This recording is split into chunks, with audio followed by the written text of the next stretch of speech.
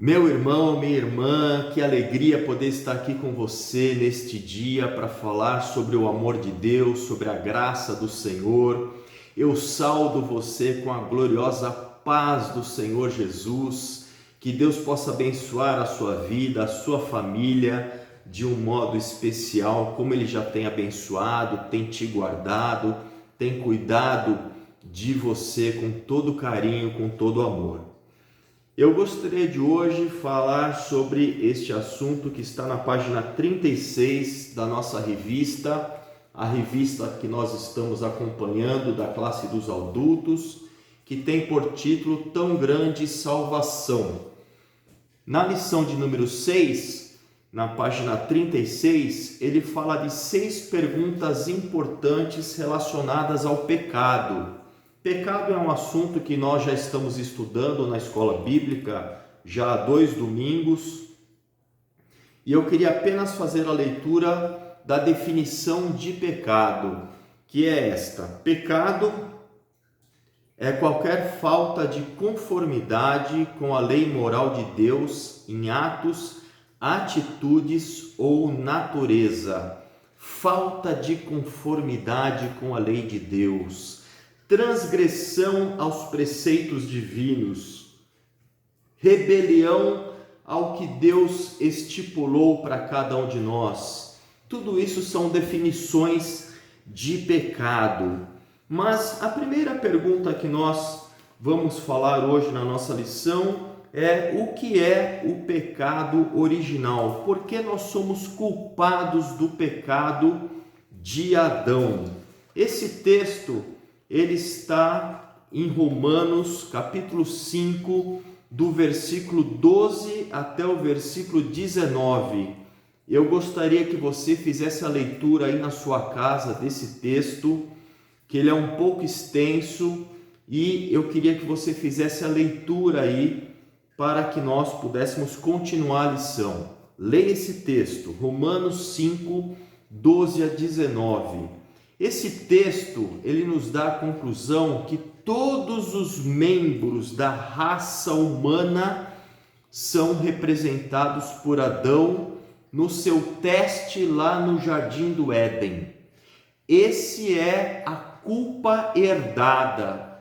Nós herdamos a culpa do pecado de Adão. Como nosso representante, Adão pecou. E Deus considerou-nos tão culpados quanto ele. Deus considerou que a culpa de Adão pertence a nós. E já que Deus é o juiz supremo de todas as coisas, a culpa de Adão de fato nos pertence. Deus corretamente imputou a culpa de Adão a nós. Então, irmãos, esse texto fala exatamente sobre isso, que Adão, lá no início, em Gênesis 3, versículo 6, Adão pecou, e com ele toda a raça humana, todos os homens, todas as mulheres, todas as pessoas na face da terra que nasceram a partir do casal Adão e Eva, ou seja, toda a geração da raça humana, herdou a culpa de Adão. Todos nós já nascemos em pecado, nós herdamos essa culpa. Isso está dentro de nós. Por quê? Porque Deus, no teste que ele fez com Adão, lá no Jardim do Éden, era como se Deus estivesse testando eu e você. Toda a geração de Adão, ela recebeu a culpa por herança do pecado de Adão. Amém? Esse é o primeiro ponto que nós precisamos deixar bem claro aqui na nossa aula, na nossa lição, que é o significado da culpa herdada. Este é o significado que nós acabamos de falar. Mas eu queria falar também da corrupção herdada, porque além de nós recebermos a culpa herdada, nós também recebemos a corrupção herdada. Além da culpa que Deus nos imputa por causa do pecado de Adão, também herdamos a natureza pecaminosa, a natureza herdada, a natureza do pecado, a poluição original, como alguns autores falam. A corrupção herdada inclui a disposição para o pecado, da forma que Paulo pode afirmar que antes de sermos cristãos, éramos todos merecedores da ira. Esse texto está lá em Efésios capítulo 2, capítulo 3. A tendência herdada para o pecado não significa que todos os humanos são maus quanto poderiam ser, nem significa que não podemos fazer nada de bom em qualquer sentido da palavra. Mas a corrupção herdada, preste atenção nisso, nossa tendência para pecar, que recebemos de Adão, significa que no que diz respeito a Deus, nós não somos capazes de fazer nada que lhe agrade. Por causa da corrupção que nós herdamos de Adão, por si mesmo, por nós mesmos, nós não temos como agradar a Deus. Isso é que fala o texto da palavra de Deus. Eu queria fazer uma leitura aqui com você, para não ficar somente nas minhas palavras. Eu queria fazer a leitura do Salmo 51. Vamos abrir, Salmo de número 51, versículo 1 até o versículo 5. Salmo 51, versículo 1 até o versículo 5, que fala assim. É um salmo de Davi, é um salmo em que ele reconhece o seu pecado, e com confissão e arrependimento ele escreve esse texto.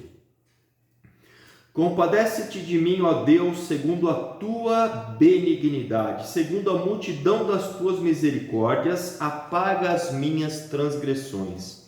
Lava-me completamente da minha iniquidade, purifica-me do meu pecado. Eu conheço as minhas transgressões, disse Davi, e o meu pecado sempre está diante de mim. Pequei contra ti somente, fiz o mal perante os teus olhos, de maneira que serás tido por justo no teu falar e puro no teu julgar. E agora o versículo que eu queria comentar com você. Eu nasci na iniquidade, em pecado me concebeu a minha mãe. Eu nasci na iniquidade. Davi, nesse texto, ele reconhece a corrupção herdada lá de Adão, sabendo que sem Deus na sua vida, ele não poderia fazer nada para agradar ao próprio Deus. Ele precisava da misericórdia, da graça salvadora do Senhor para satisfazer os anseios de Deus sobre a sua vida. Por quê? Porque ele também reconheceu, aqui neste texto, quando ele fala, eu nasci na iniquidade, em pecado me concebeu a minha mãe. Não quer dizer que a mãe dele estava em pecado quando gerou a ele, não é isso. Quer dizer que Davi reconhecia a corrupção herdada lá de Adão. Então nós, irmãos, para resumir, nós somos culpados e corruptos. Herdamos a culpa de Adão lá no pecado original e, por consequência disso, a corrupção que está na nossa natureza pecaminosa. A corrupção herdada também do pecado lá de Adão. Então respondemos aqui a nossa primeira pergunta, o que é o pecado original e por que nós somos culpados pelo pecado de Adão. Agora eu queria falar um pouquinho da culpa legal com os irmãos, que a culpa legal, ela já entra naquele assunto se há graus de pecado. Isso é uma coisa que todo crente pergunta, e talvez você tenha essa dúvida. Há graus de pecado? Se eu cometer um pecado à vista da sociedade mais grave do que um outro, será que isso vai trazer consequência para mim? Há pecado pequeno e pecado grande? Há pecadinho e há pecadão? Essa é a pergunta que nós estamos falando agora e vamos responder aqui a respeito desse fato. Então, o que é culpa legal? Culpa legal é a nossa posição legal diante de Deus. Qualquer pecado, mesmo que possa parecer bem pequeno, torna-nos legalmente culpados perante Deus e dignos da punição eterna. Então quer dizer que a culpa legal, aquele pecado que nós herdamos de Adão, lá na origem, se eu perguntar assim, a nível de pecado, com relação à culpa legal, não há nível de pecado. Nós herdamos a culpa legal de Adão e independente se o nosso pecado, se o nosso ato aqui nessa terra for grave ou for leve, a culpa legal que nós herdamos lá de Adão, ela não se altera em nada. Amém? Então, a nível de pecado com relação à culpa legal, não há nível de pecado. Agora, a nível de pecado que nos traz a consequência legal, sim, aí sim, há níveis de pecado, porque geram consequência e resultados na vida do cristão e no seu relacionamento com Deus. Vamos ver um texto que fala sobre isso, lá em João, capítulo 19, versículo 11. João, Evangelho de João, capítulo 19, versículo 11, que fala assim, esse texto da palavra de Deus. João 19, 11. Vamos ver o que fala esse texto. Em João 19, 11 diz assim, é um texto que fala então, quando Jesus estava lá perante Pilatos, Jesus respondeu, nenhuma autoridade teria sobre mim, se do céu não te fosse dada.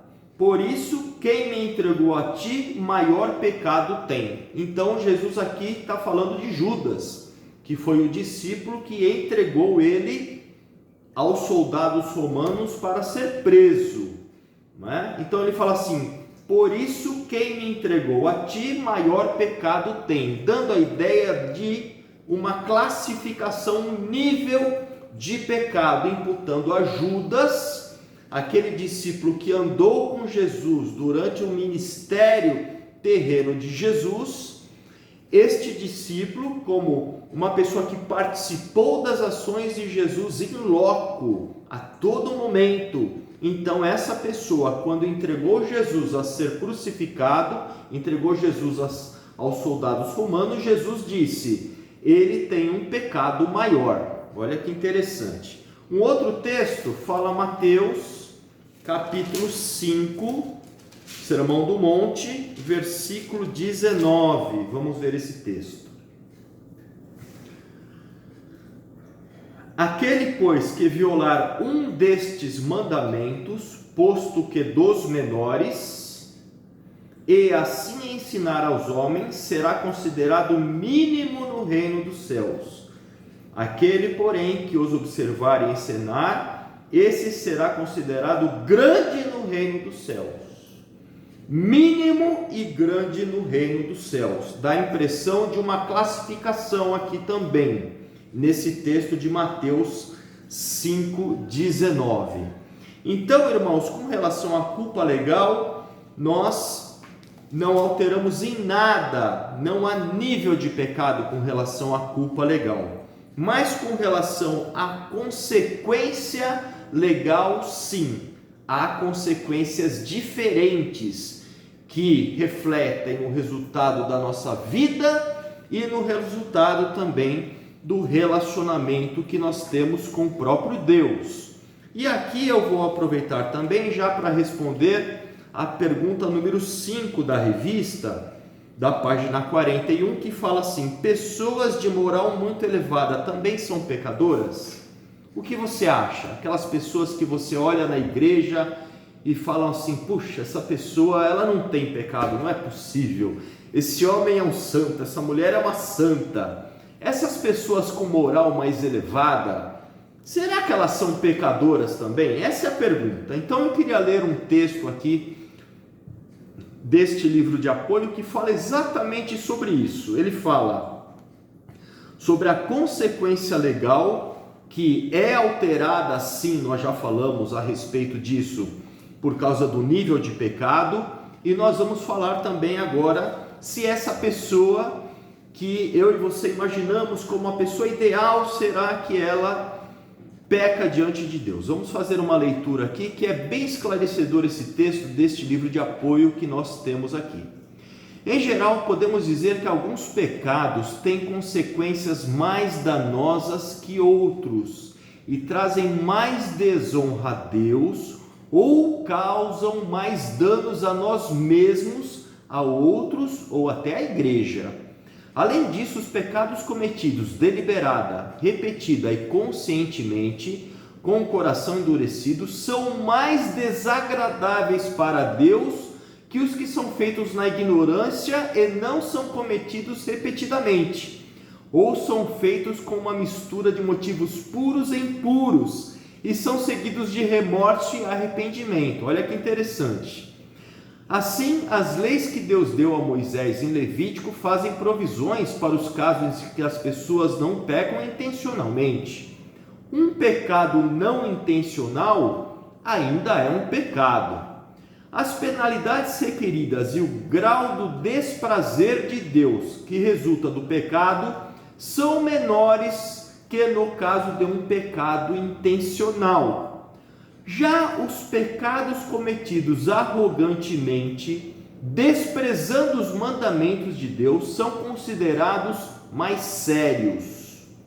Mas todo aquele que pecar com atitude desafiadora, seja natural da terra, seja estrangeiro, seja residente, insulta o Senhor e será eliminado do meio do seu povo. Números 15, 13. Prontamente podemos ver como alguns pecados trazem consequências bastante danosas para nós mesmos, para os outros e para o nosso relacionamento com Deus. Aí agora ele traz aqui os exemplos práticos da vida cotidiana nossa. Se eu cobiçasse o carro do meu vizinho, isso seria um pecado diante de Deus. Mas se a minha cobiça me levasse a roubar o carro, esse seria um pecado muito mais sério. Se no processo de roubar o carro eu também lutasse com o meu vizinho e o ferisse enquanto dirigisse o carro roubado, esse seria um pecado ainda mais sério. Semelhantemente, o novo convertido, que anteriormente tinha uma tendência de perder o controle e viver se brigando, começa a testemunhar a seus amigos descrentes e um dia é provocado, perde novamente o controle e começa a brigar. Isso certamente é um pecado à vista de Deus. Mas se um pastor maduro ou qualquer outro líder cristão importante estourasse publicamente e começasse a bater em alguém, isso seria muito mais sério à vista de Deus, tanto por causa do dano que haveria para a reputação do Evangelho, como porque os que ocupam posições de liderança encontram-se em um padrão mais exigente de responsabilidade diante de Deus. A conclusão é que, se em termos de resultado, em termos do grau do desprazer de Deus, alguns pecados certamente são piores do que os outros. Então está aí. Existe pecadinho e pecadão? Depende do ponto de vista que você observa. Se com relação à culpa legal, a culpa que nós herdamos de Adão, não existe pecadinho e pecadão, porque todos nós somos culpados da desobediência de Adão. Mas existe pecadinho e pecadão em termos de consequência legal, em termos do relacionamento que eu e você cultivamos com Deus e com o próximo? Sim, aí existem níveis de pecado, uns mais sérios e outros menos sérios, menos danosos, como nós acabamos de fazer a leitura. Amém, meu querido? Muito bem. Vamos responder a terceira pergunta: como perdoar a mim mesmo depois que o Deus e o próximo já me perdoaram? Vamos fazer uma leitura aqui, 1 João, capítulo 1, versículo 9. Se confessarmos os nossos pecados, Ele é fiel e justo para nos perdoar os pecados e nos purificar de toda injustiça. Então, como perdoar a mim mesmo depois que Deus e o próximo já me perdoaram? Meu querido, você não precisa levar a culpa de nada, emocionalmente e racionalmente. Por quê? Porque se você confessar o seu pecado, como diz aqui em 1 João 1,9, Ele é fiel e justo para te perdoar e te purificar de toda injustiça. Então, se o nosso Deus Todo-Poderoso é fiel e justo para te perdoar, por que é que você fica martelando e ruminando e digerindo esse pecado eternamente? Esse pecado não te pertence. Confesse-o a Deus e receba o perdão total da parte de Deus para a sua vida. Amém? Não coloque coisas na sua mente, coisas de culpa, de pecados que você já confessou para Deus. Se você confessou, Deus te perdoou, é o que diz a palavra de Deus. Ele é fiel para te perdoar. Se Ele te perdoou, por que você continua se culpando? Livre-se desse peso, livre-se dessa carga, porque ela não te pertence.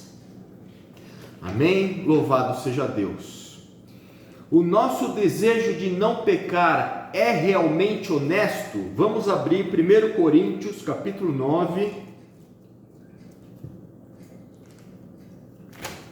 1 Coríntios 9, versículo 24 a 27. Ele compara aqui esse texto a um atleta. Um atleta. Diz assim: não sabeis vós que os que correm no estádio são os que verdadeiramente correm, não só para levar um prêmio? Correi de tal maneira que o alcanceis. Todo atleta em tudo se domina, aqueles para alcançar uma coroa corruptível, nós, porém, a incorruptível. Quando nós falamos de pecado aqui, de desejo de pecar, nós precisamos praticar o exercício do domínio próprio. Se tem alguma coisa que te leva a pecar, em oculto, em escondido, você corte todas as oportunidades que você tem para fazer esse pecado. Essa é a receita. Aqui no texto ele fala isso, que nós corremos para uma coroa incorruptível. Nós precisamos nos autodominar. Nós que somos regenerados, tivemos um encontro com Jesus, nós temos a natureza pecaminosa, mas essa natureza, ela não domina sobre a nossa vida. Ela não domina mais sobre cada um de nós. Nós somos livres, somos lavados e remidos no sangue do Cordeiro. O pecado ele está presente no mundo, onde nós estamos, onde nós frequentamos, mas esse pecado, em que pese a nossa natureza, não tem mais poder de domínio sobre cada um de nós. Nós somos livres disso, do poder do pecado. Segunda coisa, nós precisamos idealizar um objetivo, versículo 26. Assim como também eu corro, não sem meta, assim luto, não como desferindo golpes no ar. Nós precisamos de um objetivo, nós precisamos alcançar a salvação, nós precisamos alcançar a meta. Assim como o atleta ele busca lá o primeiro lugar na corrida, nós buscamos obedecer e satisfazer as vontades de Deus. Nós precisamos obedecer a Deus. Esse é o meu alvo, esse é o teu alvo, esse é o nosso objetivo, essa é a nossa medalha de ouro, meu irmão. É para isso que nós estamos aqui, nós temos esse objetivo. E o 27, mas esmurro o meu corpo e o reduzo à escravidão, para que tendo pregado a outros, não venha eu mesmo a ser desqualificado. nós precisamos morrer para nós mesmos. Esse texto aqui ele fala isso. Paulo queria não ser desqualificado. Então esse não ser desqualificado é nós todos os dias morrermos para os nossos desejos carnais, em sujeição total ao nosso Senhor Jesus Cristo, para que nós não sejamos desqualificados, como diz a palavra. Então, nosso desejo de não pecar é realmente honesto? Ele é honesto quando nós praticamos o nosso domínio próprio, quando nós alcançamos, idealizamos um objetivo que é estar com Deus, cumprir os seus propósitos, e quando nós mortificamos os nossos desejos carnais também. Então, essas três ações que nós precisamos. E por último, aqui na revista, o nosso tempo já está encerrando. O que significa dizer que Deus entrega pecadores às suas paixões? Aqui está um texto da palavra de Deus na revista, que é o texto de Romanos, capítulo 1, versículo 24 a 28. Leia aí na sua casa esse texto. Ele fala assim, que Deus, ele pega o homem que não quer saber de Deus, na sua ignorância, na sua arrogância, na sua soberba. Deus pega esse homem e Deus entrega esse homem à sua própria sorte. Ele compara aqui na revista como um pão. Você compra um pão na padaria e se você não comer esse pão, ao tempo ele vai fazendo o que? Ele vai endurecendo. Depois de 3, 4 dias você pega o pão, ele está duro. Deus faz isso com um homem que não quer saber dos seus preceitos. Ele pega esse homem e deixa esse homem à natureza, à sua própria sorte, para que ele faça da sua vida o que ele bem entender, para que ele se mergulhe realmente no pecado, na imundícia, em toda sorte de males. Mas não porque Deus quer isso, Deus não tem prazer nisso. Deus não tem um prazer na morte do ímpio, Ele quer que todos se salvem. Mas a escolha é do homem. Se ele escolher dar as costas para Deus, Ele entrega pecadores às suas próprias paixões. Amém? Que Deus abençoe a sua vida. Nós estamos aqui encerrando a nossa escola bíblica. Que o nosso Deus possa falar melhor ao seu coração. Alguns textos não foi possível a leitura porque nós iríamos perder muito tempo fazendo a leitura. Volte um pouquinho o vídeo, veja o vídeo e leia os textos junto com o vídeo. Está tudo aí gravado. Que Deus abençoe a sua vida, meu querido, minha querida. Que você tenha um excelente domingo, um excelente final de mês na presença do nosso Senhor e que Deus te abençoe em nome de Jesus.